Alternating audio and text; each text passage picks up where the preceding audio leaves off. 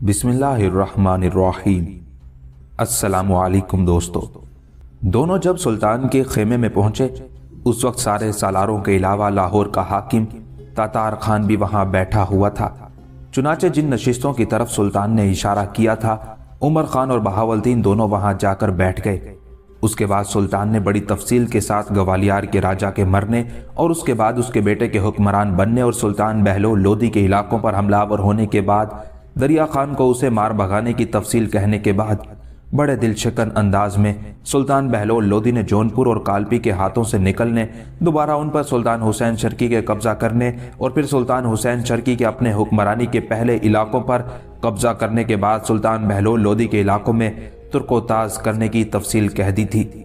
यहाँ तक कहने के बाद सुल्तान बहलोल लोदी रुका और उसके बाद सिलसिला कलाम को आगे बढ़ाते हुए वो कह रहा था, जहां तक ग्वालियर के नए राजा और हुसैन शर्की ने कार्रवाइयां की हैं उनकी तफसील मैंने तुम लोगों से कह दी है। साथ ही हमारे मुखबिर ये भी बता चुके हैं कि उदयपुर के राणा ने बेपनाह ताकत और कुव्वत जमा कर ली है। इस बार उसने हुसैन शर्की का साथ इसलिए नहीं दिया कि अब वो अकेला हम पर जरब लगाने के दर पे है। राणा हिंदुस्तान का बादशाह बनने के ख्वाब देख रहा है। उसका एक भांजा इससे पहले उमर खान के हाथों मारा गया था। उसका नाम चित्रसाल था। उसने अपने दूसरे भांजे का नाम भी तब्दील करके चित्रसाल रख दिया है।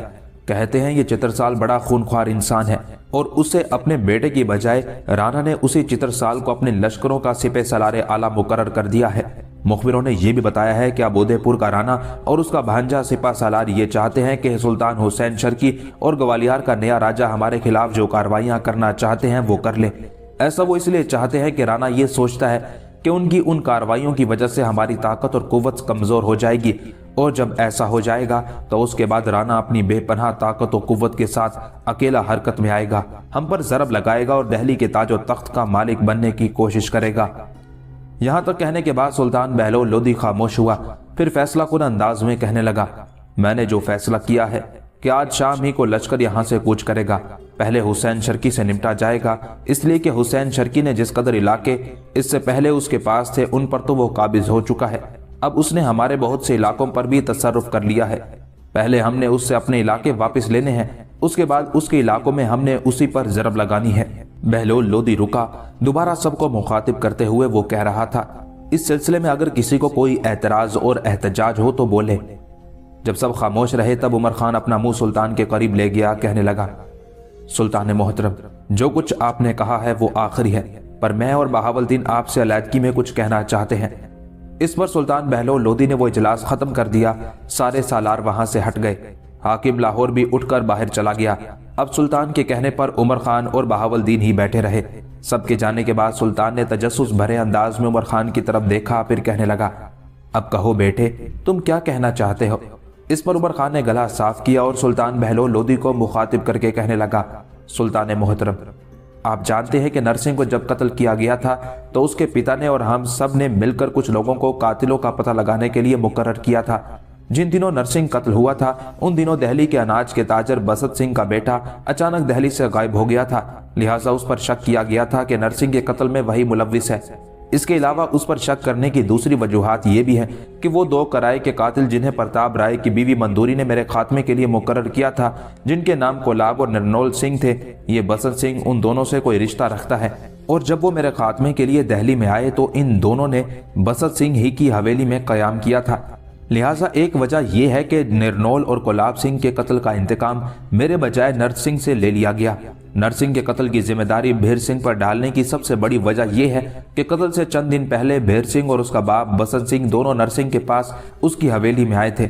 भेर सिंह की मां भी उन दोनों के साथ थी और उन्होंने भेर सिंह के लिए किरण का रिश्ता मांगा था। उनकी उस मांग के जवाब में नरसिंह ने उन्हें यह जवाब दिया था कि किरण का रिश्ता पहले ही मुझसे तय हो चुका है, लिहाजा वो ऐसा नहीं कर सकता। उस इंकशाफ पर उन्होंने बुरा माना। भेर सिंह और बसंत सिंह दोनों मेरे खिलाफ भी बोले और नरसिंह से कहा कि तुमने किस किस्म के शख्स को अपनी बहन किरण का रिश्ता दे दिया है जो ना उसे खुश रख सकेगा और ना ही उससे कोई दीन धर्म मिलता है।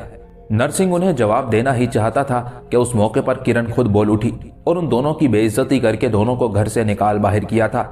लिहाजा हमें शक गुजरता है कि रिश्ता ना देने की वजह से भी भेर सिंह ने नरसिंह को मौत के घाट उतारा। उस वक्त उस पर हमलावर हुआ जब वो अकेला घोड़ दौड़ के लिए निकला हुआ था और मैं और बहावलदीन एक मुहिम पर थे। यहां तक कहने के बाद उमर खान रुका।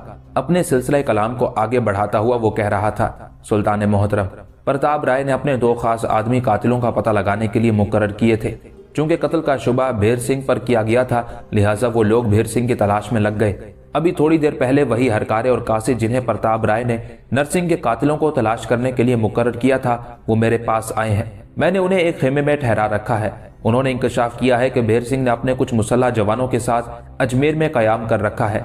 लिहाजा इन हालात में सुल्तान मोहतरम, मैं चाहता हूं कि लश्कर के कूच करने से पहले मैं और बहावलदीन यहां से कूच कर जाएं। अजमेर में भेर सिंह और उसके मुसल्लह साथियों से निपटने के बाद हम दिल्ली पहुंचने से पहले पहले वापस लश्कर में शामिल हो जाएंगे। बस ऐसा करने के लिए हमें आपकी इजाजत की जरूरत है। यहां तक कहने के बाद उमर खान जब खामोश हुआ तब कुछ देर तक सुल्तान बहलोल लोदी गहरी सोचों में डूबा रहा। फिर बारी बारी एक गायर निगाह उसने उमर खान और बहावलदीन पर डाली। उसके बाद पूछा, क्या तुम दोनों अपनी बीवियों को भी साथ ले जाओगे? इस बात में गर्दन हिलाते हुए उमर खान कहने लगा, सुल्तान मोहतरम, पहले तो मैंने इरादा किया था कि मैं और बहावलदीन अकेले जाएंगे। हम दोनों की बीवियां लश्कर ही में रहेंगी और दिल्ली की तरफ कूच कर जाएंगी, लेकिन वो नहीं मानती। वो हमारे साथ जाने पर बजिद है, लिहाजा उन्हें अपने साथ ले जाना पड़ेगा। इस पर सुल्तान बहलोल लोदी अपना फैसला देते हुए कहने लगा, अगर ये बात है तो फिर तुम और बहावलदीन भी नहीं जाओगे तुम्हारे साथ? सुल्तान मजीद कुछ कहना चाहता था कि बीच में उमर खान बोल उठा, कहने लगा, सुल्तान मोहतरम, अगर आप ये कहना चाहते हैं कि मैं अली खान और मुबारिस खान को भी अपने साथ ले जाऊं तो मेरा दिल ऐसा करने को नहीं मानता, इसलिए कि उनकी आपको लश्कर में जरूरत महसूस होगी। जवाब में सुल्तान मुस्कुराया और कहने लगा, नहीं, ऐसी बात नहीं है। अली खान और मुबारिस खान को तुम्हारे जाने के बाद मैं अपने पास ही रखूंगा। देखो, बसंत सिंह के बेटे ने अगर नरसिंह को कत्ल किया है तो वो इस काबिल है कि उसे इबरतनाक मौत मारा जाए, और अगर उसने अजमेर में हवेली लेकर कयाम किया हुआ है तो फिर वो अकेला नहीं है, उसके साथ मुसल्लह जवान भी होंगे, इसलिए कि बसंत सिंह और भेर सिंह दोनों बाप बेटे के पास दौलत की कमी नहीं है। इस बिना पर तुम्हारे साथ कुछ मुसल्लह लश्करी भी जाएंगे जो तुम्हारे साथ मिलकर इस मुहिम को कामयाब बनाएंगे। ऐसा करो, तुम दोनों अपने खेमों में जाओ, अपनी तैयारी करो। जो लश्कर अमूमन तुम्हारी कमानदारी में रहता है उसमें से मैं कुछ जवानों को तुम्हारे साथ जाने के लिए तैयार रहने का हुक्म देता हूँ। जब तक तुम दोनों अपनी बीवियों के साथ तैयार होगे उस वक्त तक वो भी तैयार हो जाएंगे।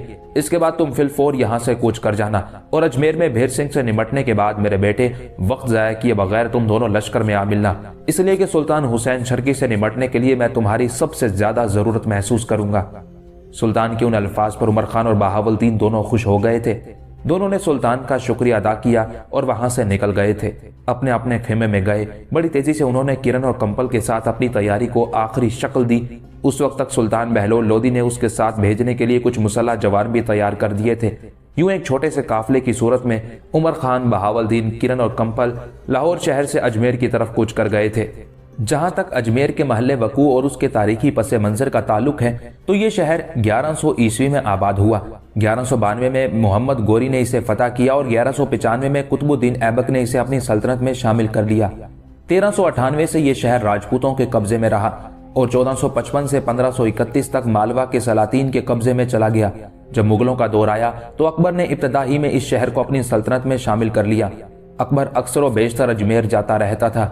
1721 में इस पर राजपूतों ने दोबारा कब्जा कर लिया। बाद अज़ां ये शहर मराठों के कब्जे में चला गया, जिन्होंने 1818 में इसे अंग्रेजों के हवाले कर दिया। यहाँ ख्वाजा मोइनुद्दीन चिश्ती रहमतुल्लाह अलैह का मज़ार भी है, जो 1455 में सलातीन मालवा ने तामीर कराया था। बाद अज़ां अकबर और शाहजहां ने मजीद तामीरात की। खुसूसन अजमेर की 2 मस्जिदें मुगलिया दौर की बेहतरीन यादगार हैं। अजमेर में तामीर की जाने वाली इमारतें हिंदुआना तर्ज पर तामीर शुदा हैं। मोरखीन लिखते हैं कि इसमें एक चकोर सहन है जिसके चारों तरफ हिंदवानी तर्ज की मुसक्कफ गुलाम गर्दिशें हैं। चारों कोनों पर सितारों की शक्ल के 4 बुर्ज हैं। एक बुर्ज 448 फुट लंबा और 40 फुट चौड़ा सतूनदार दलान है। ये 8 हिस्सों पर मुनकसिम है। इस पर 5 कतारों में सतून है। एक सम दीवार है जिसमें 7 मेहराबें हैं। दरमियानी मेहराब बड़ी है और उसमें 2 मीनार हैं। अजमेर की दीगर तारीखी इमारतों में से एक अकबर का किलाबंद महल है, दूसरा जहांगीर का बनाया हुआ एक बाग और तीसरा शाहजहां का तामीर करदा पुश्ता है। ज्यादातर इमारतें हिंदुआना तर्ज तामीर का नमूना और मंजर पेश करती हैं, ताहम कई इमारतें इस्लामी हिंदी इम्तिजाज की बेहतरीन मिसाल भी हैं। बाजार सीधे और कुशादा हैं। शहर से कुछ फासले पर एक छोटी सी झील भी थी जो अपनी मिसाल आप थी। अजमेर शहर में दाखिल होने के बाद दोनों हरकारों और कासिदों की रहनुमाई में उमर खान, बहावलदीन, किरण, कंपल और मुसल्ला जवान एक मोहल्ले की तरफ गए और एक हवेली से जरा फासले पर दोनों हरकारें रुक गए। उन दोनों के रुकने पर बाकी सब लोग भी अपने घोड़ों की बागें खींचते हुए रुक गए। फिर उमर खान ने उन दोनों कासिदों को मुखातिब करके पूछा, तुम दोनों यहाँ रुक क्यों गए हो? क्या आगे कोई खतरे की बात है या कोई और वजह और इल्लत है? इस पर उन दोनों में से एक उमर खान को मुखातिब करके कहने लगा, अमीर, वो जो सामने आप महल नुमा इमारत और हवेली देख रहे हैं, वही हवेली भेर सिंह की है। इसी के अंदर भेर सिंह ने अपने साथियों के साथ कयाम कर रखा है। हरकारा जब रुका तब अपने मुसल्ला जवानों की तरफ देखते हुए उमर खान कहने लगा, मैं और बहावलदीन आगे रहेंगे, दरवाजे पर दस्तक मैं दूंगा, हम दोनों के पीछे तुम रहोगे और तुम सब के पीछे हम दोनों की बीवियां होंगी। हरकारे भी हम दोनों के साथ रहेंगे। जब मैं और बहावलदीन हवेली में दाखिल होंगे तो तुम सब हमारे पीछे पीछे आना और तुम्हारे पीछे हम दोनों की बीवियां और हरकारे भी हवेली में दाखिल होंगे। मैं पहले भेर सिंह का पूछूंगा। भेर सिंह मुझे और बहावलदीन को यकीनन नहीं जानता होगा। अगर जानता भी होगा तो कोई बात नहीं, उसे हम दीवान खाने में किसी इंतहाई अहम मौजू पर गुफ्तगू करने के लिए बुलाएंगे। यकीनन उसके साथ उसके मुसल्ला जवान भी आएंगे, लिहाजा उन सबको तुम अपनी गिरफ्त में रखना। हम दीवान खाने में ही भेर सिंह से बात करेंगे। दोनों हरकारे और हम दोनों की बीवियां भी दीवान खाने में बैठ जाएंगी। घोड़े बाहर सहन ही में खड़े रहने देना। उसके बाद हम अपने काम की तकमील करने के बाद यहाँ से चलते बनेंगे, कयाम नहीं करेंगे। सारे मुसल्ला जवानों ने उमर खान की उस तजवीज से इत्तेफाक किया था। चुनाचे आगे बढ़े, उस हवेली के सामने जाकर रुके जिसकी तरफ एक हरकारे ने इशारा किया था। उसके बाद उमर खान और बहावुद्दीन घोड़ों से उतरे। उनके पीछे पीछे सारे मुसल्ला जवान भी अपने घोड़ों से उतर गए थे। फिर हरकारों को मुखातिब करके उमर खान कहने लगा, जब हवेली का दरवाजा खुले तो तुम मेरे साथियों के घोड़ों को हाँकते हुए सहन में ले आना। चुनाचे दूसरी बार उमर खान ने दस्तक दी। इस पर दरवाजे का पट थोड़ा सा खुला और दरवाजे पर इतने लोगों को देखते हुए घबराहट में कहने लगा, तुम लोग कौन हो और क्यों इस हवेली पर दस्तक दी है और क्या चाहते हो? इस पर गुस्से की हालत में उमर खान उसे मुखातिब करके कहने लगा, क्या औरतों की तरह थोड़ा सा पट खोलकर और अपने आप को पर्दे में रखते हुए और सर बाहर निकालते हुए पूछ रहे हो कि हमारे आने का मकसद क्या है? पीछे हटो। उसके साथ ही उमर खान ने दरवाजे को ऐसी जोरदार पांव की ठोकर मारी कि दरवाजा खुल गया और दरवाजा खोलने वाला एक तरफ गिर गया। इस पर उमर खान और बहावुद्दीन अंदर दाखिल हुए। उनके पीछे पीछे सारे मुसल्ला जवान और बाद में हरकारे सारे घोड़ों को हाँकते हुए हवेली में दाखिल हो गए थे। उनके पीछे ही पीछे किरण और कंपल भी हवेली में दाखिल हुई थी। दरवाजा खोलने वाला जो जमीन पर गिरा था उठ खड़ा हुआ और इतने लोगों को हवेली में दाखिल होते देखकर बड़ा परेशान और हैरतज़दा था। अचानक हवेली के अंदर से किसी की जोरदार कड़कती हुई आवाज सुनाई दी, कौन है? इस पर उमर खान ने दरवाजा खोलने वाले को कान से पकड़ा और कहने लगा, जाओ अंदर जाकर भेर सिंह से कहना कि उसके मिलने वाले आए हुए हैं, लिहाजा वो हमसे दीवान खाने में आकर मिले। फिर अचानक उमर खान को कोई ख्याल गुजरा और कहने लगा, सुन, क्या हवेली में दाखिल होने और निकलने का इस फाटक के अलावा कोई और भी रास्ता है? उसने जब नफी में गर्दन हिलाई तब उमर खान कहने लगा, अगर ये बात है तो जाओ भेर सिंह को बुला कर लाओ। वो शख्स लरसता कांपता आगे बढ़ा था। थोड़ी देर बाद एक कमरे से भेर सिंह और उसके पीछे पीछे कुछ मुसल्ला जवान निकले। भेर सिंह और उसके साथी सहन में उन सबको देखकर किसी कदर परेशान और फिक्रमंद हो गए थे। इस पर उमर खान उन्हें मुखातिब करके कहने लगा, तुम्हें परेशान और फिक्रमंद होने की जरूरत नहीं है। हम एक इंतहाई अहम काम के सिलसिले में भेर सिंह से मिलना चाहते हैं।